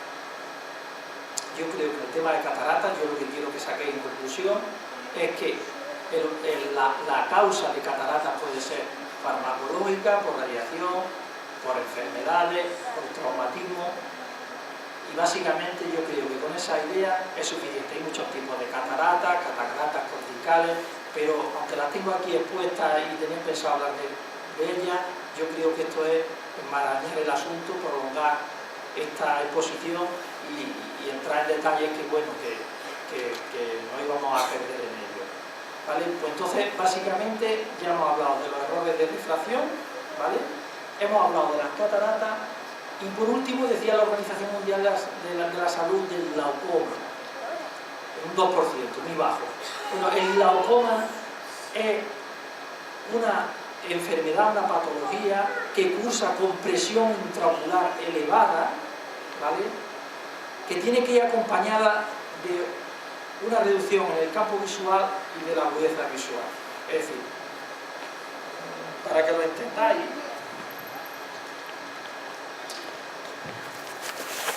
el ojo tiene esta forma esférica porque tiene líquido en su interior. Es decir, está turgente, ¿vale? Porque tiene líquido. Es lo mismo que un balón. Un balón de fútbol está turgente, está redondo, porque tiene dentro aire. Bien, se habla de presión intraocular, la presión a la que somete este líquido a toda su envolvente. Cuando esta presión intraocular excede los límites normales que aguantan las estructuras oculares, se produce el glaucoma. ¿Vale? Pues entonces, insisto, ya tenemos las principales causas de discapacidad visual a nivel mundial, que son errores de refracción, que hemos dicho miopía, astigmatismo, hipermetropía, hiperpicia, con un 43%, que son sumamente fáciles de resolver en países desarrollados como España. Luego tenemos las cataratas, que insisto, es la pérdida de transparencia del cristalino, esto no se os puede olvidar ya jamás, es decir, el cristalino, cuando se opacifica, a eso se le llama catarata. Y luego en un 2% está el glaucoma, que el glaucoma ni más ni menos es lo que hemos dicho, es decir, cuando el ojo está sometido a una presión intraocular por encima de lo normal. Podríamos entrar en infinidad de detalles, pero yo creo que no es necesario. Se me ocurre ahora mismo un detalle, es decir, cómo está regulada la presión intraocular dentro del ojo. Es decir, ¿por qué un ojo tiene más presión intraocular y otro tiene menos? ¿Y cómo se forma y cómo tiene lugar ese proceso? Bueno, pues, ya digo, por dar alguna pincelada sobre el glaucoma. Es decir, este líquido que hay todo en la cámara anterior, que se llama humor acuoso, se está produciendo continuamente en la estructura que hay aquí, que se llama el cuerpo ciliar. Y lógicamente, si se está produciendo continuamente, tiene que haber algún punto de drenaje, porque si no, la presión iría a un aumento, en aumento, en aumento, y estallaría el globo ocular. Bueno, pues el mecanismo de drenaje está aquí a nivel del ángulo camerular de una zona que hay aquí, ¿vale? Unas trabéculas y un canal que se llama L, que es el de drenaje. Cuando hay un desequilibrio entre la producción y el drenaje, automáticamente puede aparecer un problema de presión intraocular. Es decir, si uno en un contenido, el que sea, echa más líquido del que se elimina por el sumidero, automáticamente es como si al balón continuamente se le está metiendo aire sin hacerle perder el aire por otro punto. Y en un momento en que las costuras del balón empiezan a sufrir y empiezan a no resistir esa presión. Bueno, pues aquí pasa igual.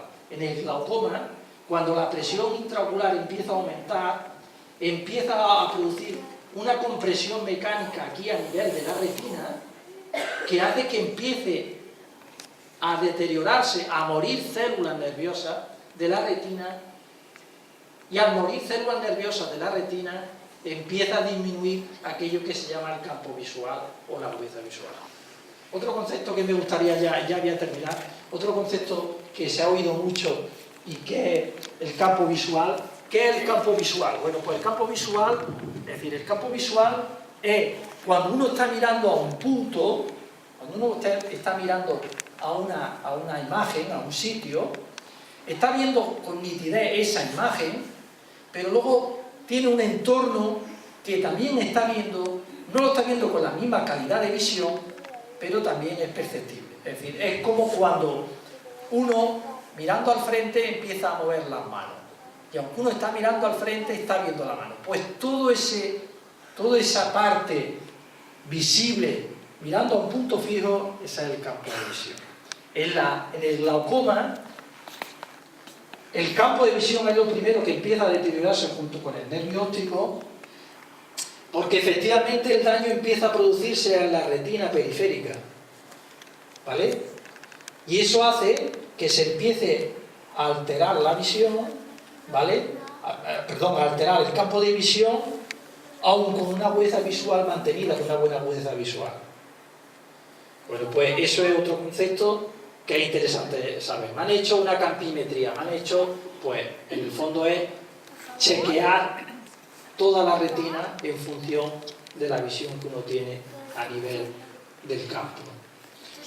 Y yo creo que, es decir, yo me he traído muchas más cosas, pero yo creo que sinceramente, es decir, mi idea era la de que supierais cuáles son los insisto, las discapacidades visuales más importantes, es decir, desde el punto de vista de la incidencia, es decir, el tanto por ciento.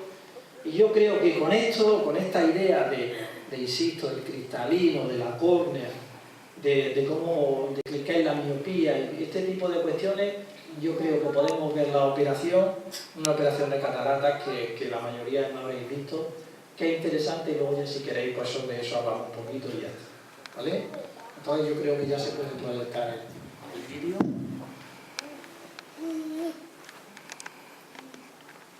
Bueno, esta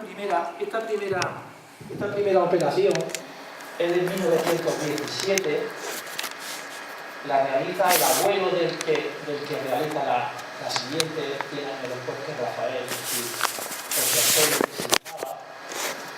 Y es sumamente interesante porque luego vamos a ver 100 años después cómo se lleva a cabo, cómo se intenta resolver el mismo problema que es la opacidad del cristalino. Insisto, es decir, que a mí esos conceptos sí me gustaría ya que quedaran claros.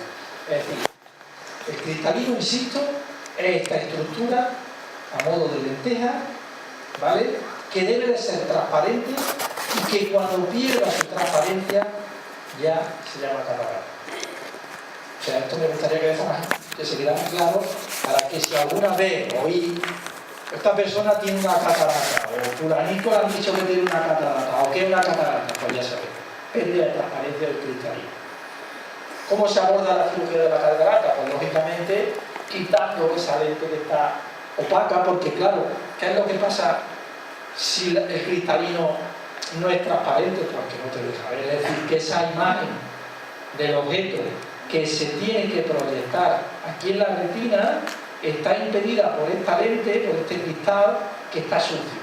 Como si uno tiene una ventana en su casa que está sumamente rayada, por muy buena visión que uno tenga, nunca podrá ver lo que hay a través de esa ventana. La gente que pasa, lo que pasa. ¿Por qué? No es problema de que yo no vea, es problema de que el cristal esté muy rayado. Entonces, ¿qué es lo que se hace en una operación de catarata? Pues básicamente quitar esa lente. Quitar esa lente para que otra vez la luz pueda entrar y pueda estimular la retina.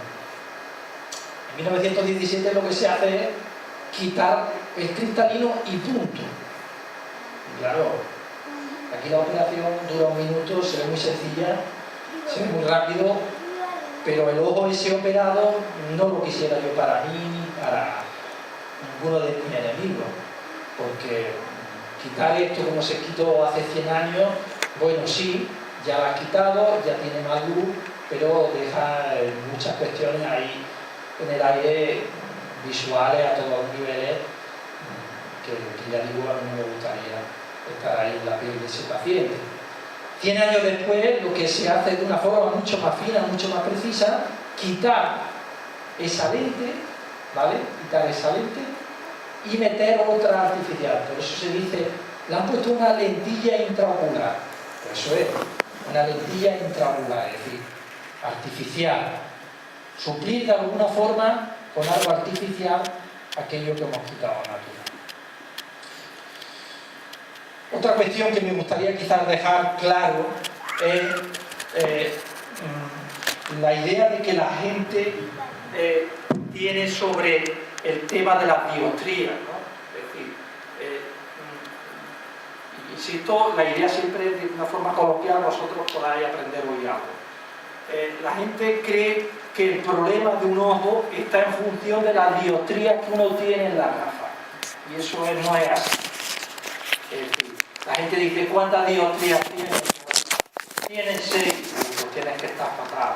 Yo solamente tengo 2. No es así, no existe una relación directa entre el problema de refracción que tiene esa persona y el estado de salud es decir, en el estado de salud en el que se encuentra ese ojo.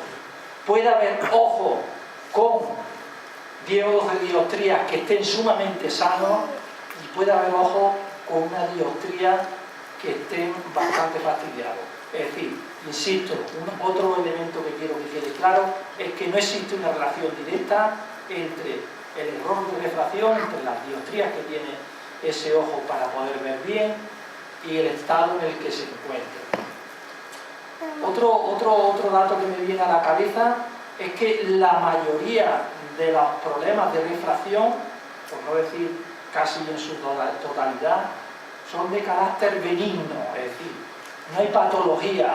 El ojo que necesita gafas es un ojo generalmente sano.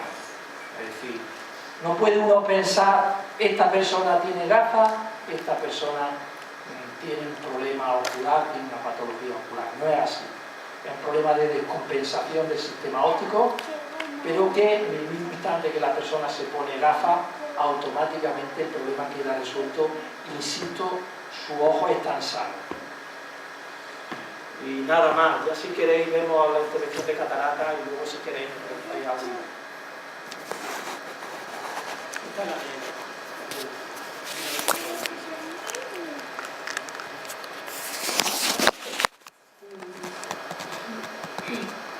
Lo que hacen es sujetar el párpado superior, pinzar el párpado, es decir, la conjuntiva, y ahora hacen un corte de limbo esclerocorneal a limbo esclerocorneal. Todo esto lo que están haciendo es soltar la córnea del limbo esclerocorneal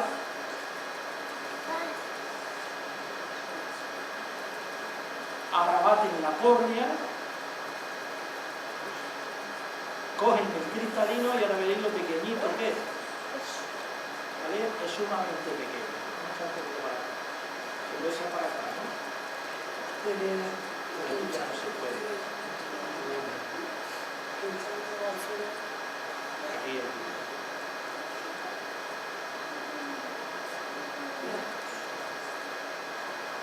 ¿Fijaron el detalle? Pues acá hay una idea.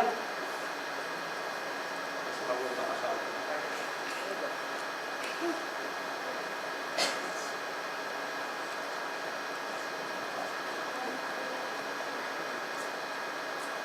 Ahí está. Es una estructura, el cristalino, sumamente pequeño. ¿Lo veis? Es una lentejuela pequeña. ¿Vale? Pues ese es el cristalino, esa es una operación de catarata, ya ese ojo, esa opacidad, ese cristal que está sumamente blanquecino y opaco, que es el que le impide ver a esta persona, ya no lo tiene y por tanto la luz podrá entrar. Es decir, lo que yo decía aquí.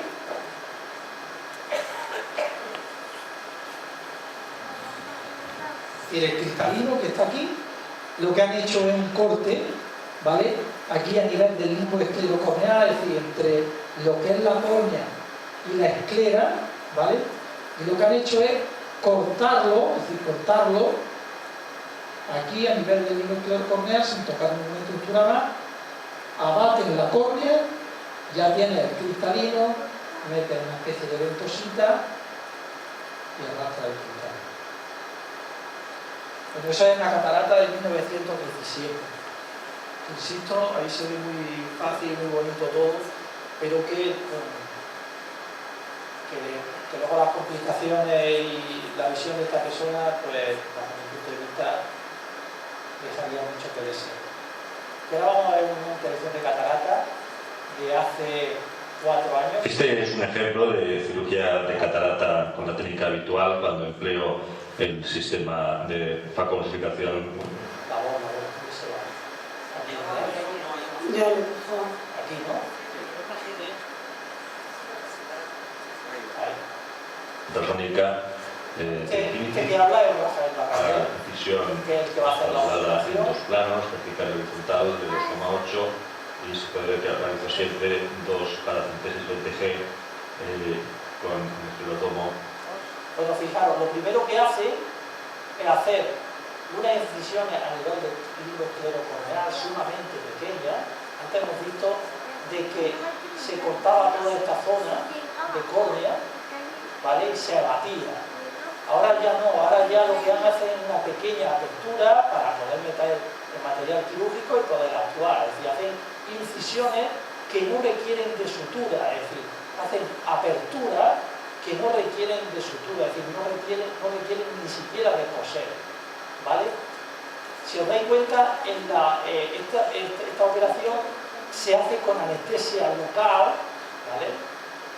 La persona no hace falta verla completamente, y el IRI está midriático, es decir, se pone un midriático para que el IRI se repliegue, ¿vale?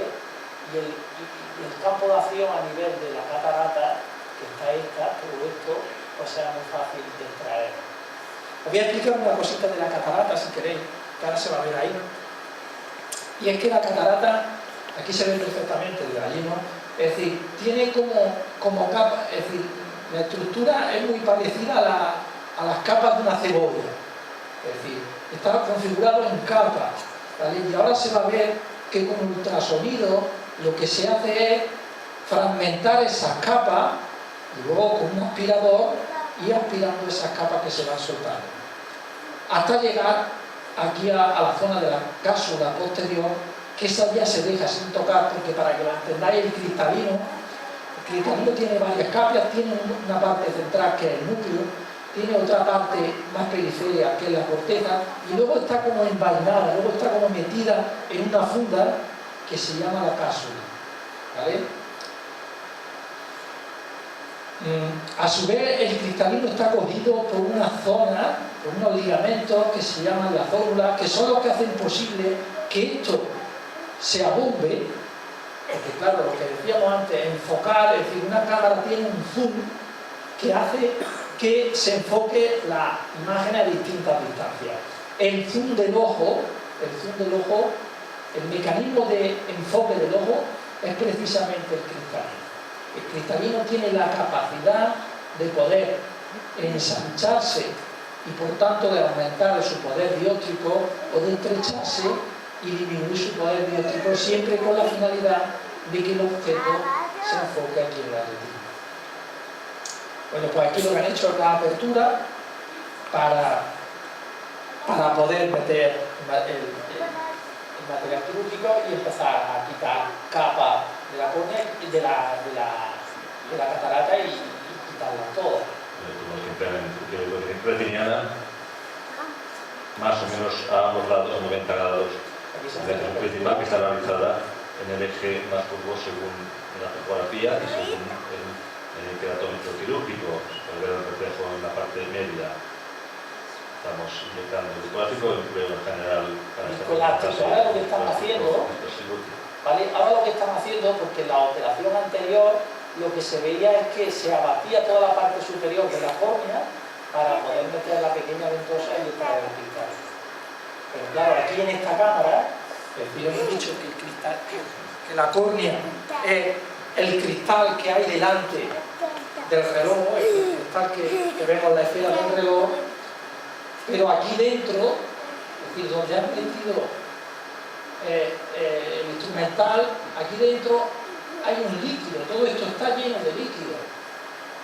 En la primera intervención, ese líquido se va a perder y se va a extravasar, y eso es una barbaridad.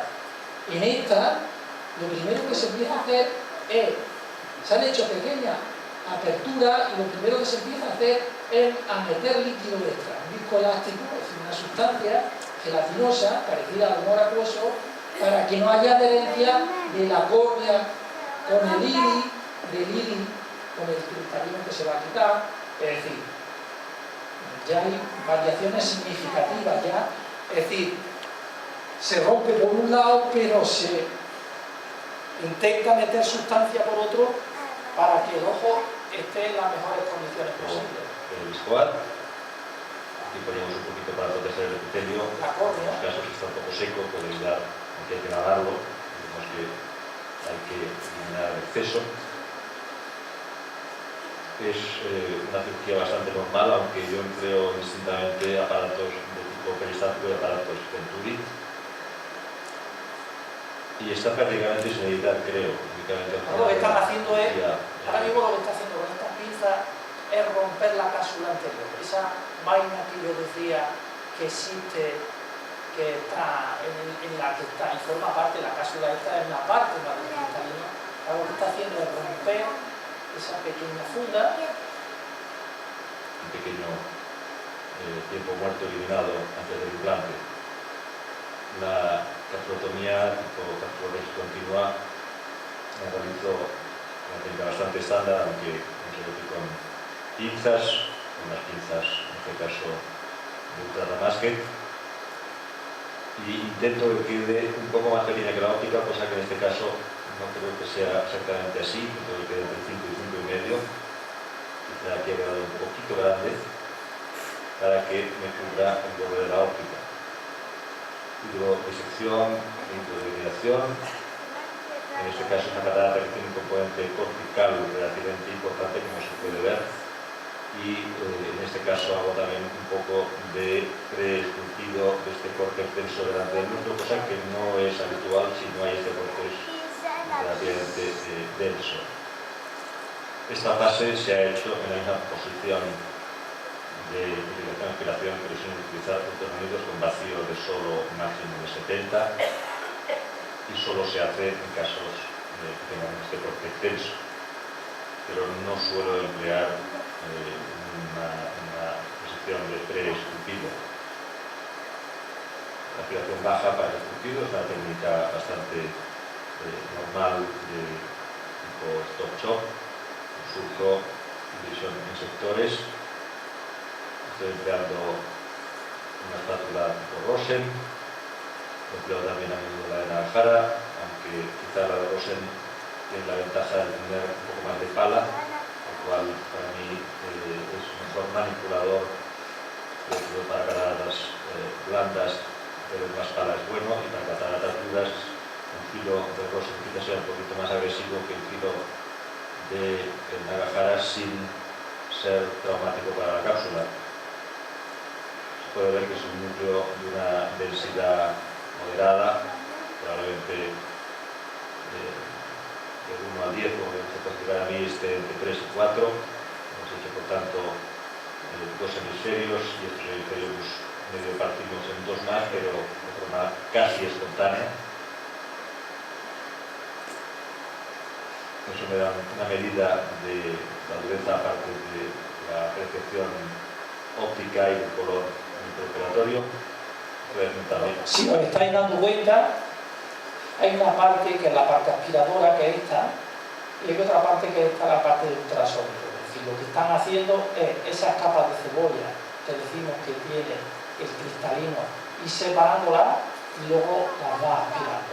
Y así va reduciendo el cristalino. En una aspiración de este epinúcleo córtex denso, más compacto en el caso de cataratas corticales, pues aquí, aunque como se puede ver, queda una capa fina pero bastante continua de córtex que voy a tener que llegar a aspirar con las cánulas independientes, cánulas de infusión por un lado y de infusión por el otro, con una boquilla de 3. La aspiración, el hecho de que me haya quedado esta capa de córtex fina pero continua indica que mi hilo de disección no ha ido realmente por debajo de la cápsula, sino por dentro del córtex, la hidrodisección clásica. La hidrodisección de Fine, llamada cortical drilling, o hidrodisección propiamente subcapsular, permite a veces aspirar el córtex sin necesidad de la misma cánula principal, pero encuentro que en muchos casos a veces siempre quedan unos pequeños filamentos de fibras corticales finas que a veces son incluso más difíciles de limpiar, si no las quiere limpiar, que cuando queda esta capa relativamente continua. Se ve perfectamente cómo se va aspirando y cómo se va eliminando capa.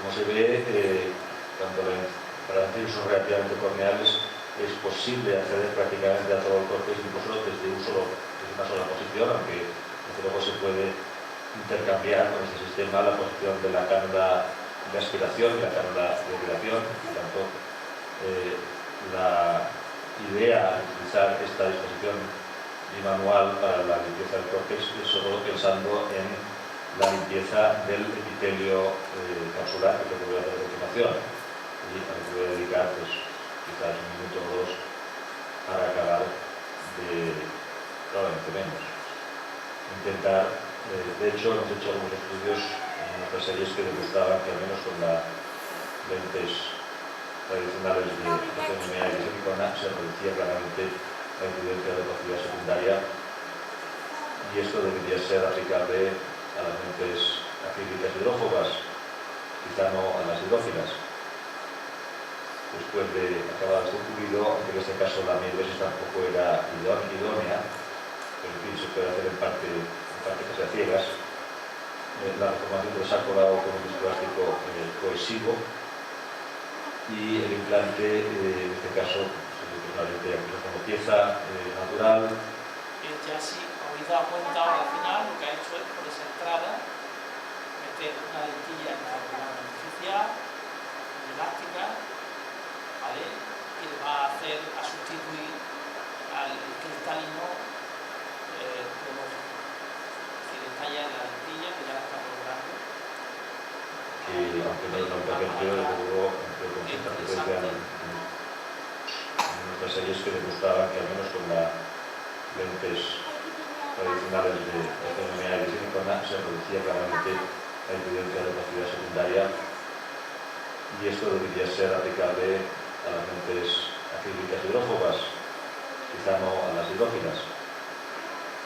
Después de acabar este pulido, aunque en este caso la miosis tampoco era idónea, pero en fin, se puede hacer en parte que sea ciegas, la reformación del saco dado con un viscoelástico cohesivo. Ahí está. Es decir, una vez que está todo limpio, que ya se ha aspirado todo, pues ahí va la lentilla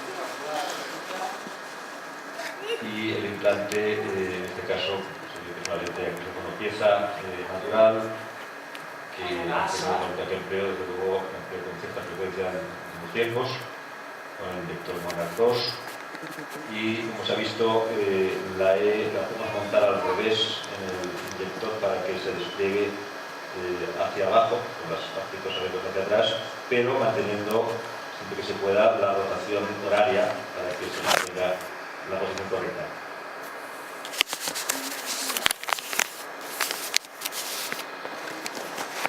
Este es un ejemplo de cirugía de catarata.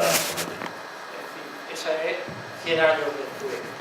Yo ya por último voy a hacer una pequeña reflexión, porque estamos en una sociedad en la que se crean muchas expectativas, y las expectativas son buenas siempre que son fiables y siempre que son verdaderas. Es decir, a mí no me gusta la falsa expectativa. En el telediario continuamente estamos viendo cosas de que se está haciendo esto y es verdad, se está haciendo lo otro y es verdad. Es decir, es verdad que se están haciendo cosas, pero muchas veces uno tiene la tentación de creer que ya se ha resuelto tal problema o tal otro problema. Y eso es una falsa expectativa. Yo, aparte de que quiero ver, querido que veáis la diferencia que hay entre una operación de catarata hace 100 años y ahora, afortunadamente ahora es una maravilla con respecto a 100 años, pero no hay que dejar de pensar que desde aquella operación a esta han pasado 100 años. 100 años es poco, pero es mucho para una persona, es poco para la humanidad, poco para una civilización, pero es mucho para una persona que hace 100 años tenía un problema de catarata y que indudablemente era un problema difícil de resolver y que ha necesitado 100 años para poder resolver de una forma satisfactoria este problema. Vosotros imaginaros, insisto que ya con esto termino, es decir, si la complejidad, si ha necesitado 100 años la ciencia para resolver un problema bastante a priori sencillo, externo, como es el de quitar esta lente y poner otra, ¿vale? Imaginaros la complejidad que tiene lo que es el proceso nervioso de la visión. Es decir, lo que yo decía, estimular esta retina que ya está llena de millones de neuronas interconectadas de una forma totalmente, vamos, compleja, y vía nervio óptico transportarla hasta el cerebro, y el cerebro que sea capaz de decir estoy viendo una mesa, estoy viendo una silla o estoy viendo un paisaje. Ese es el reto bajo mi punto de vista de la medicina está ahora en la fase neurológica, y bueno, y es decir, el tiempo irá marcando el avance y el tiempo irá marcando los progresos, pero vamos, en cualquier caso hay que ser muy cautos y hay que intentar siempre pues preservar la visión, cuidarla, mimarla y prevenir para que no haya que llegar a puntos extremos de problemas de tipo neurológico. Y ya está, ya con esto ya termino.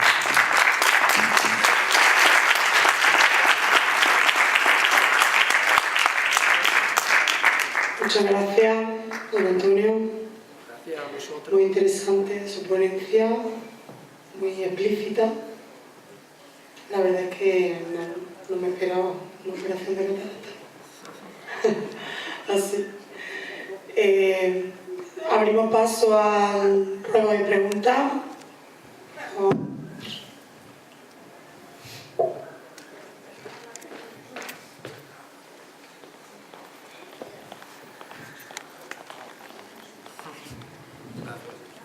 Yo creo que después de la operación...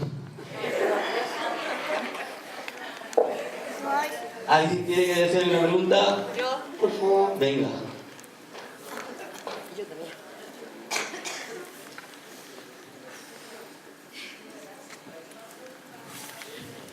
En cuanto a lo que son donaciones, por ejemplo, la donación de córnea, o qué se puede donar del ojo, qué se puede recibir y qué cura o qué sustituye esa donación.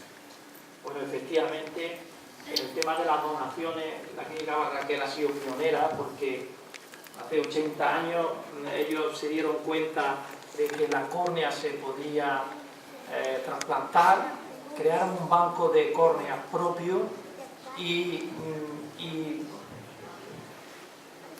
yo no sé si, es decir, por desgracia, porque indudablemente, insisto, es decir, lo que actualmente se puede trasplantar fundamentalmente de tejido vivo, es decir, porque esta operación de catarata no es un trasplante, es un implante, es decir, se quita una estructura biológica y no se pone otra biológica de un semejante, sino que se pone una lentilla intraocular artificial. El tema de los trasplantes es la córnea, el único órgano que hoy por hoy se puede trasplantar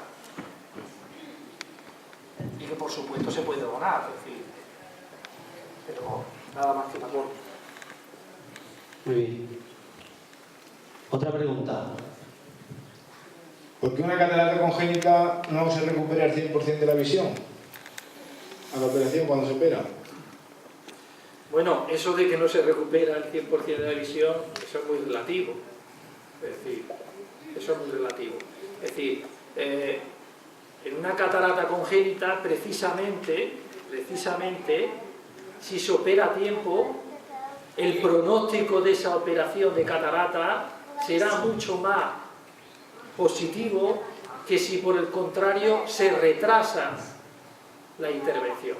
Es decir, en una catarata congénita, yo creo que se me oye perfectamente, no hace falta el micrófono, en una catarata congénita, pues como hemos dicho, es decir, como hemos dicho, la catarata congénita lo que es una pérdida de transparencia del cristalino desde el nacimiento a los 3 meses. La retina necesita ser estimulada desde el principio para que no quede atrófica, es decir, yo siempre pongo el mismo ejemplo.